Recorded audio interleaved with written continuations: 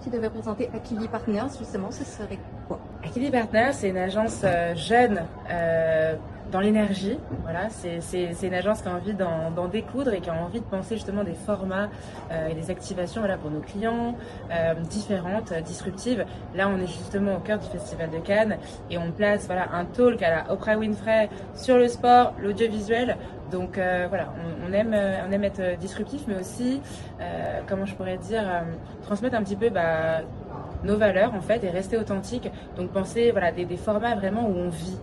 Je pense qu'on a besoin de ça aujourd'hui. J'étais très émue parce qu'on arrive un peu aux 2/3 de ce festival qui nous a pris 8 mois de bande passante. Et c'est d'ailleurs toujours un peu rageant parce que un jour avant tu te dis mais comment c'est possible qu'on ait telle chose alors que ça fait 8 mois qu'on est dessus. Mais très fière, hein, je vais pas mentir, très fière parce qu'on a eu des formats différents là sur tout le festival. On a une soirée sur boulevard de la Croisette avec 300 personnes avec Boziman. On a eu un week-end wellness, on a un showcase rock dans 2 jours et là voilà on a une conférence avec des pointures du sport qui nous font confiance.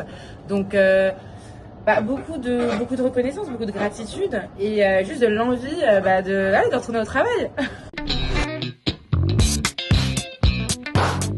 C'est venu du duo qui est très complémentaire avec mon frère, qui est très humble, et ça c'est propre aux sportifs, qui est un ancien sportif de haut niveau, mon frère, qui a été champion de tennis aux États-Unis au niveau universitaire, champion de Californie, coach, et donc je pense qu'on a aussi voulu se faire plaisir de tenter le tout pour le tout avec cette première édition, mais voilà, tout en travaillant, en se disant est-ce que c'est légitime, est-ce qu'on le force pas trop, et tout de suite en fait en faisant nos recherches, en faisant un vrai travail d'investigation, on se dit non, il faut se positionner sur le sport à Cannes. Quand on regarde même toutes les productions, des plateformes, etc. Peut-être qu'on n'en parle pas assez, je pense, en France. Aux États-Unis, c'est déjà là, c'est déjà acquis, ça fait partie de la pop culture. Donc on s'est dit non, il faut se positionner là-dessus avec un format ambitieux, mais aussi réaliste. Et donc cette discussion est venue naturellement. Et c'est, Geoffrey, qui a été sportif, qui connaît, je le voyais à chaque fois hocher la tête sur toutes les subtilités, les difficultés de ce milieu, la résilience que ça demande.